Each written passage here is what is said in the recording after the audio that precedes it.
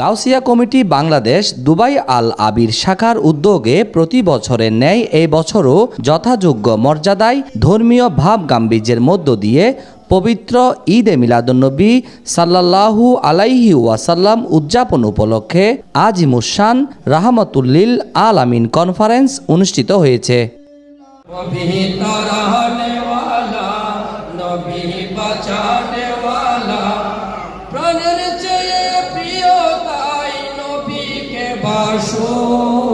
রোববার 29 September Dubai আল আবিরস্থ সুক আল Medina restaurant হল রুমে এই কনফারেন্স অনুষ্ঠিত হয়। দুবাই আল আবির শাখার সভাপতি মোহাম্মদ তৈয়ব শাহর সভাপতিত্বে যুগ্ম সাধারণ সম্পাদক মোহাম্মদ হাসান মুরাদ ও রায়হানুল ইসলাম চৌধুরীর সবুজের যৌথ সঞ্চালনায় এতে উদ্বোধক ছিলেন দুবাই আবির শাখার সাধারণ সম্পাদক মোহাম্মদ জসিম উদ্দিন।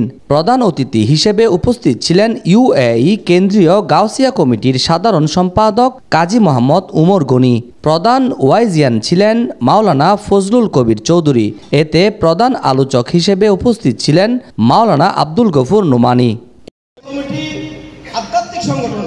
আধ্যাত্মিকতার অর্থ হচ্ছে আমার অন্তরে, আপনার অন্তরে যে হিংসা বিদ্বেষ আছে ওগুলোকে দূরীভূত করে আমাদেরকে একজন ইনসান কামিল হিসেবে উপহার দেবে গাউসিয়া কমিটি। সুবহানাল্লাহ। এতে আরও উপস্থিত ছিলেন ইউএই গাউসিয়া কমিটির সহসভাপতি মোহাম্মদ আজম খান, মোহাম্মদ জামাল উদ্দিন, মোহাম্মদ আয়ুব সালকু, যুগ্ম সাধারণ সম্পাদক মাওলানা মুবারক আলী সহ সংগঠনের দায়িত্বশীল নেতৃবৃন্দ।